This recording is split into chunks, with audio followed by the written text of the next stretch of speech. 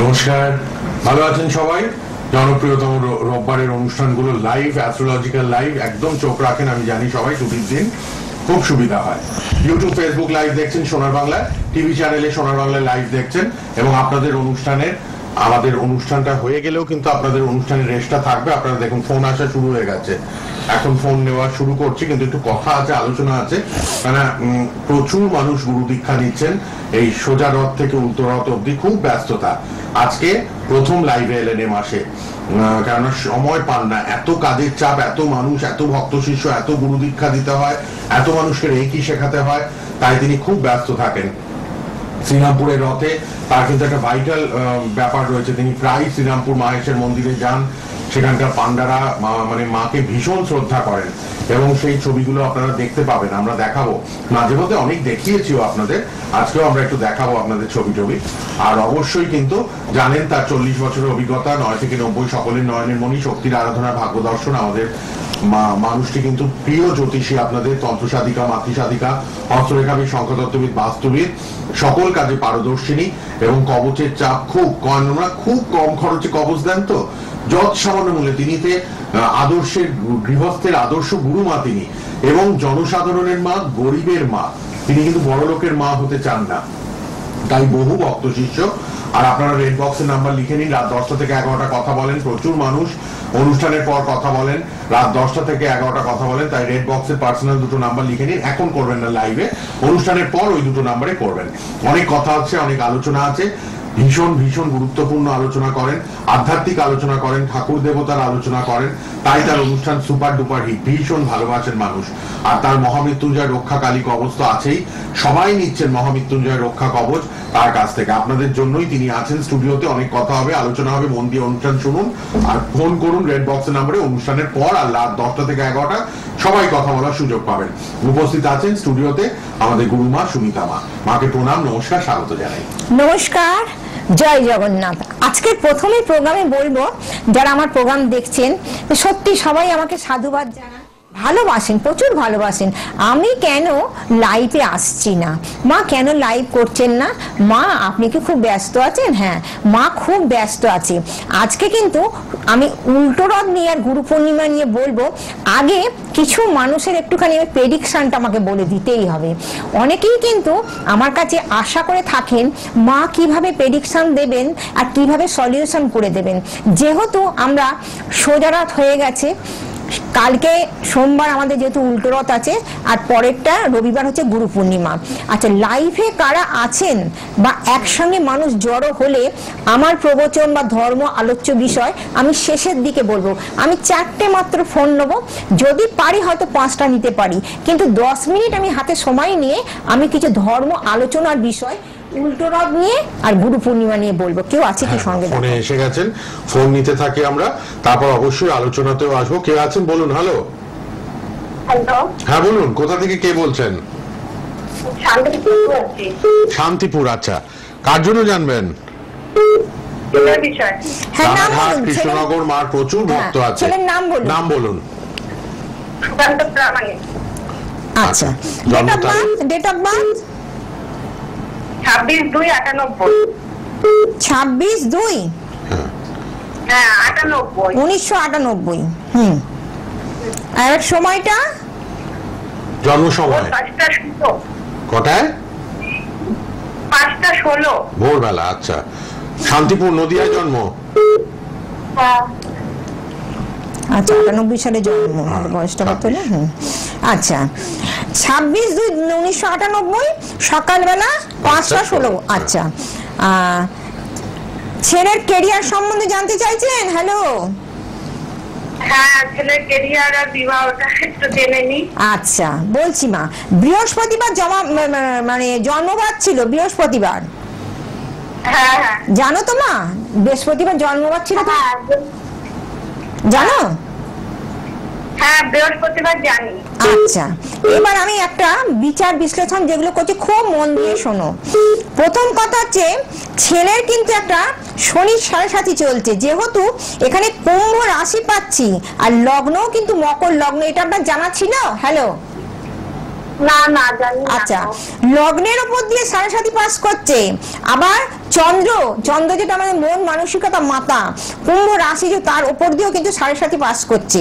এইবার যে কথাটা বলবো, ছেলে পড়াশোনা কতদূর করেছে? ছেলে উচ্চ মাধ্যমিক পাস করেছে।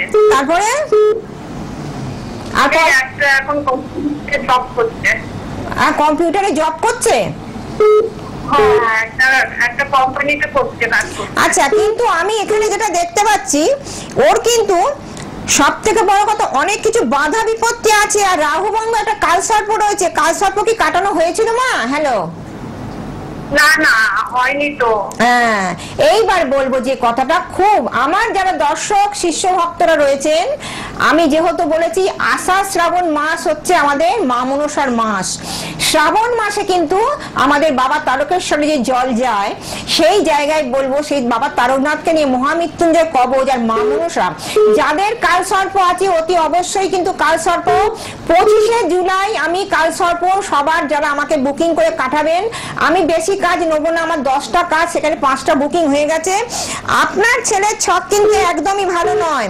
কালসর্প দোষ কাটান, শনির সাড়ে সাথী কাটান, এছাড়া শরীর নিয়ে, চাকরির জায়গা নিয়ে, বিবাহ নিয়ে কিন্তু সমস্যা আছে। ঠিক আছে, শুনতে পেলেন? হ্যালো। হ্যাঁ শুনতে পাচ্ছি। ওটা কি দেরি হবে? দেরি হবে বলতে আপনাকে কি বললাম, গ্রহ প্রতিকার করতে হবে। গ্রহ কিন্তু খুব ভালো সাথ দেবে না। শনি সাড়ে সাথীতে অ্যাক্সিডেন্ট ফাঁড়া, আমরা কি বলি, শনি কিন্তু আমাদের ন্যায় নীতি কারক গ্রহ। শনি আমাদের কি দেয়, আমাদের যে ভালো জায়গাটা, আমাদের বিশেষ করে আর্থিক জায়গাটা বা আমাদের কর্মের জায়গাটা বা আমাদের আধ্যাত্মিক লাইনটা যে ভালো দেয়, সেখানটা কিন্তু আপনার ছেলে ভালো পাচ্ছি না।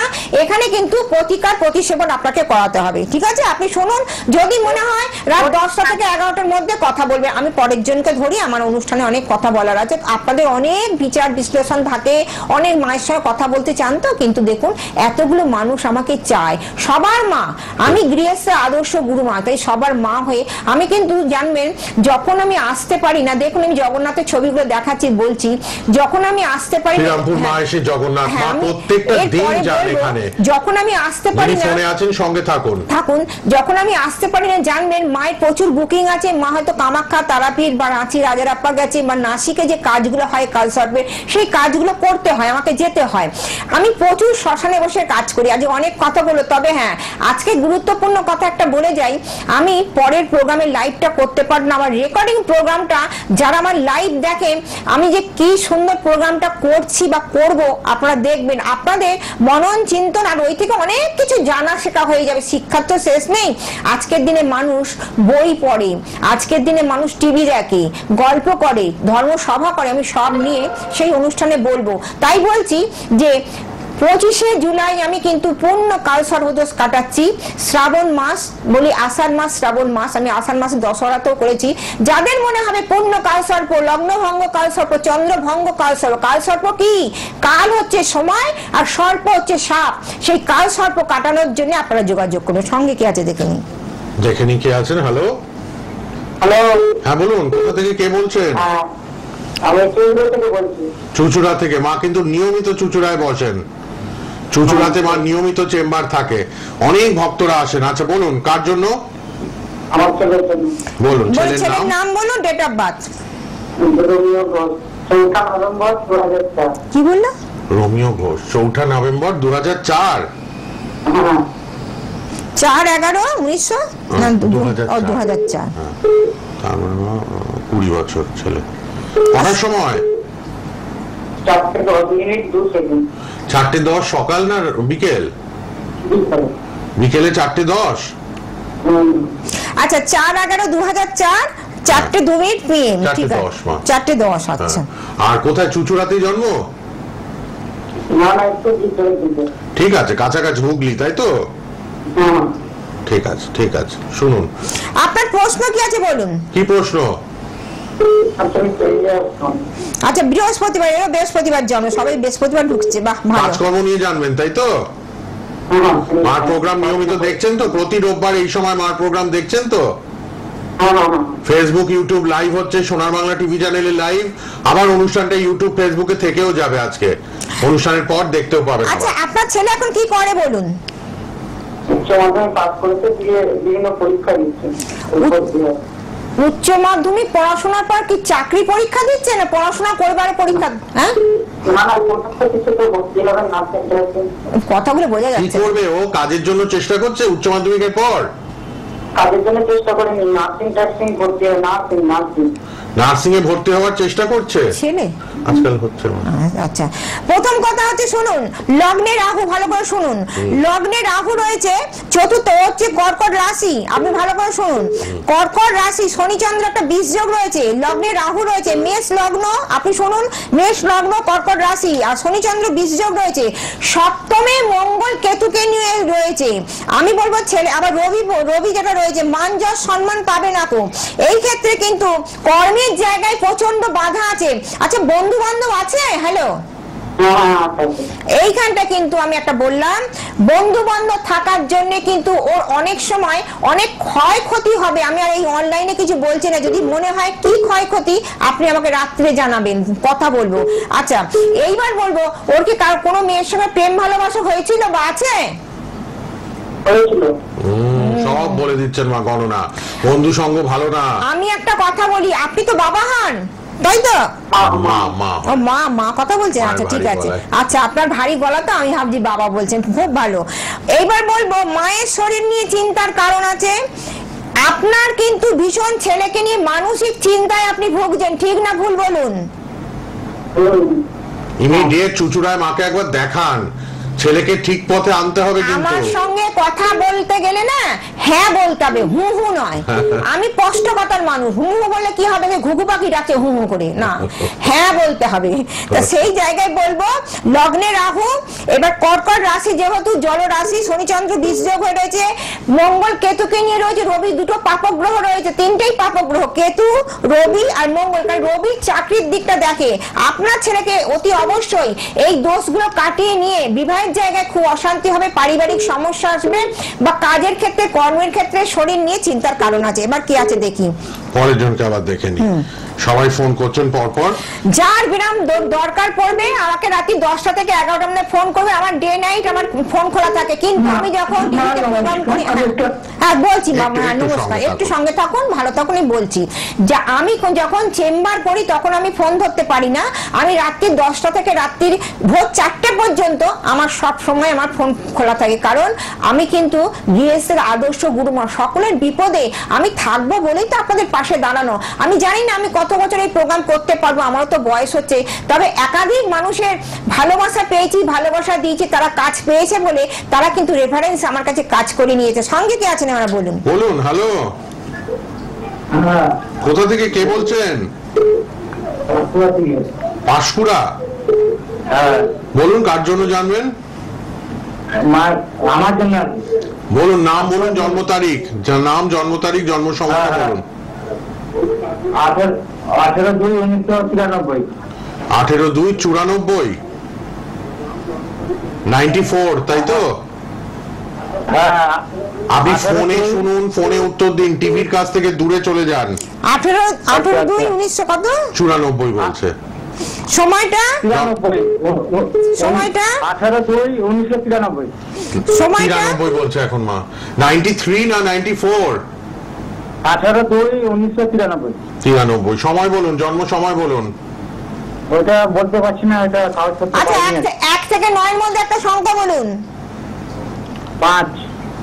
আচ্ছা, আপনি শুনুন, আমি বলছি প্রথম কথা, আমাকে আপনি শুনুন বলছি, প্রথম কথা, আমাকে অনেক ভক্ত, দর্শক, শিষ্য ভক্ত আমাকে এখানে ফোন করছেন আমার মোবাইলে নাম করে। শুনুন, আমি লাইভে রয়েছে, এখন লাইভ করছি, যে লাইভে ফোন করুন আমাকে, কন্টাক্ট নাম্বারে এখানে অন্ত আমার 37টা ফোন এসে গেল। শরীরের ব্যাপার নিয়ে বলো, শরীরের ব্যাপার নিয়ে, শরীরটা নিয়ে বলে দিন মা। 5 সংখ্যা। আচ্ছা, 5 সংখ্যা আছে। আমি শরীর নিয়ে বলতে চাইছি, প্রথম কথা হচ্ছে আপনার শরীরে এমন একটা ক্ষতি করে রেখে দিয়েছে আপনার খুব কাছের মানুষ। আপনি বিশ্বাস করে অনেককে মনের কথা বলেন, বা আপনার কোনো ক্ষমতা দিয়ে, অর্থ দিয়েই হোক, ভালোবাসা দিয়ে হোক, করতে গিয়ে আমি ঠকে যান। ঠিক না ভুল বলুন? আচ্ছা, ঠিক না ভুল? আমি কি বললাম, ঠিক না ভুল? ঠিক বলছেন। পর্যায়ে কাজ বাজ করতে পারছি না, আর কটা আপনার শুনুন, বাগনানে দেখান মাকে, মহামৃত্যুঞ্জয় কবচ নিন। মঙ্গল, কেতু, রাহু, শনি ভীষণ ডিস্টার্ব আছে, খারাপ আছে। আপনার বাড়িতে বাস্তু দোষ আছে, বুঝতে পারছেন? আপনি যে বাড়িটায় থাকেন সেই বাড়িতে বাস্তু দোষ আছে। হ্যাঁ, আপনার শরীর এখন ভালো সাথ দেবে না, কর্মের জায়গায় বাধা, আপনার মানুষের ক্ষতি করে রেখে দিয়েছে, ঠিক আছে? আচ্ছা আচ্ছা, ওইটা জানার জন্য আমার ফোন। আপনি পারলে বাগনানে এসে দেখা করুন। এবার বলবো ফোন করবেন লাল বক্সের নাম্বারে। আর কিন্তু ফোন নেব না, আর কিন্তু ফোন আমি কারণ নেব না, তাহলে কিন্তু আমার প্রবচন ধর্ম আলোচ্য বিষয় বলতে পারবো না। প্রথম কথা যে শ্রীযন্তম, দক্ষিণাবর্ত শঙ্খ, পারদ শিবলিঙ্গ, যেগুলো আমি দেখাই বলি, এইগুলো কিন্তু কেন বলি দেখুন, আমি বারবার বলে যাই, যেসব মানুষ ভীষণভাবে অসুখে ভুগছেন, সেটা ব্রেন স্ট্রোক হতে পারে, বা ক্যান্সার হতে পারে, নার্ভের রোগ হতে পারে, যে কোনো রোগে ভুগছেন, বা বাচ্চা ছেলে হঠাৎ পড়ে গিয়ে হাত ভেঙে ফেললো তাদের জন্য, বা মাথা ফাটিয়ে ফেললো, দেখবেন ছোট্ট ছোট্ট বাচ্চা খাটের বিছানায় দাপিয়ে লাফিয়ে খেলা করছে, দম করে পড়ে গিয়ে তার মাথাটা ফ্র্যাকচার হলো। তাহলে জানবে এই ব্রেনে যদি আঘাত পড়ে, তাহলে আপনার বাচ্চা কি সুস্থ সবল থাকবে? সে কি ভালো করে লেখাপড়া করবে? সেই বিপদটা কাটানোর জন্য এই যে মহামৃত্যুঞ্জয় কবচ আমি দিচ্ছি রক্ত চামুন্ডার, আর এই যে সামনে দেখাচ্ছি পারদ শিবলিঙ্গ, এই মৃত্যুঞ্জয় পুজো যদি করেন, আপনাদের শরীরের ভালো হবে, ছেলে মেয়ে রক্ষা পাবে। আর পড়াশোনার জন্য আমি বলেছি শ্রীযন্তম, ব্যবসার জন্য শ্রীযন্তম, ব্যবসার জায়গায় আপনারা শ্রীযন্তম রেখে পুজো করুন, মানি ব্যাগে রেখে দিন, কর্মের জায়গায় আপনি শ্রীযন্তমকে রেখে আপনি কাজ করতে পারেন। আপনি একজন ওকালতি করেন, উকিল, আপনি যখন চেম্বার করছেন, একজন ডাক্তারবাবু চেম্বার করছেন, বা অনেক সময় আমরা অ্যাস্ট্রোলজি করি, আমাদের চেম্বারে তো আমরা শ্রীযন্তম রেখে দিই, সেই শ্রীযন্তম সুখ শান্তি সমৃদ্ধির জন্য। আরেকটি হচ্ছে আমাদের দক্ষিণাবর্ত শঙ্খ। দেখুন, ঘরে ঘরে মানুষের বিপদ, বাস্তু কিনতে গিয়ে জমিটা কিনে ফেলেছেন, বাড়িটা করে ফেলেছেন, হঠাৎ করে দেখা গেল বাড়িতে অশান্তি, বা কেউ আপনজন মারা গেল, বা আপনাকে মামলা মোকদ্দমায় জড়িয়ে যেতে হলো, বা আপনার ব্যবসা চলছে না, বা আপনার ক্ষয়ক্ষতি হয়ে যাচ্ছে বাড়ির বাস্তু থেকে, আপনি জানতেই পারছেন, আপনি তো গ্রহের বিচার করিয়েছেন, আপনি তো বাস্তু বিচার করেননি, সেই জায়গায় আপনাকে বাস্তুতে রাখার জন্য দক্ষিণাবর্ত শঙ্খ। এইবার বলবো যে কথাটা, খুব সুন্দর কথাটা, আপনার মন দিয়ে শুনবেন। আমার প্রোগ্রামে আমাকে যখন মানুষ, যেটা প্রথমেই বলছিলাম, লাইফে পাচ্ছে না, অনেকে আমাকে দেখাতে আসেন। আমি চুচুড়ো চেম্বার করি, বরানগর, তারকেশ্বর, বর্ধমান, বাগনান, সারাপুরি, তা যেগুলো বললাম, আমি অনেক জায়গায় চেম্বার কলেও যাচ্ছে। যেহেতু আমি যে অনেক কিছু মনে করে এসেছি আপনাদের বলবো বলে, কেন যে মা আপনি চেম্বার করছেন, অতটা লাইভ করছেন না, বা রেকর্ডিং প্রোগ্রামটুকু আমরা দেখতে পাচ্ছি। আর রেকর্ডিং প্রোগ্রামে আমরা এত বছর যে প্রোগ্রামটা করে এসেছেন, আমরা প্রবচন শুনেছি, ধর্ম আলোচনা বিষয়, বাস্তু, নানান রকম প্রোগ্রামে আমরা অনেক শিক্ষা পেয়েছি। আপনি লাইভে বসে এত মানুষকে উত্তর দিচ্ছেন, এত কাজ করছেন, আপনার সেই ধর্মসভার ঈশ্বর তত্ত্বকথা কোথায় গেল? আছে, আছে, সব আছে আমার কাছে, তোমাদের শোনাবো, শোনো। তাহলে বলি, উল্টো রথ আমাদের পড়েছে সোমবার, উল্টো রথ হবে। এখানে কিন্তু আপনারা যে টোটকাটা প্রত্যেকবার বলে যাই, সেই টোটকাটা আমি আবারও বলছি, যখন রথ মাসির বাড়ি থেকে যখন আসবে নিজের গৃহে, মানে আপন মন্দিরে আসবে, সেই জায়গায় ডাবের জল, যেরকম বলেছি, গঙ্গা জল, দুধ, সিদ্ধি, সাদা চন্দন, মধু, ঘি যা থাকবে, একটু বাতাসা, কারণ আমাদের মহাপ্রভু জগন্নাথ উনি জিলিপি বাতাসা ভীষণ ভালোবাসেন, তাই বাতাসা একটু দিয়ে আপনারা রথের চাকায় দেবেন। যেই রথটি চলে যাবে, চরণামৃত বলে নমো বিষ্ণু, নমো বিষ্ণু, নমো 3 বার মুখে দেবেন। আর ওই রকম চরণামৃত বলে ওই জল একটুখানি নিয়ে, একটু গঙ্গা জল না, কলের জল দিয়ে বা আমরা টিউবওয়েলের জল দিয়ে বাড়িয়ে নিয়ে একটু কর্পূর দিয়ে সারা বছর রেখে দিন। এইবার আমি যেগুলো দেখাচ্ছি, আমি দেখাতে বলবো যে কিভাবে সর্ষে পোড়া দেওয়া হচ্ছে, জগন্নাথের পুজো হচ্ছে। আমি যে গেছি জগন্নাথের যে সর্ষে পোড়া বশীকরণ, আমাদের মা লক্ষ্মী জগন্নাথকে বশীকরণ করতে এলো কিভাবে।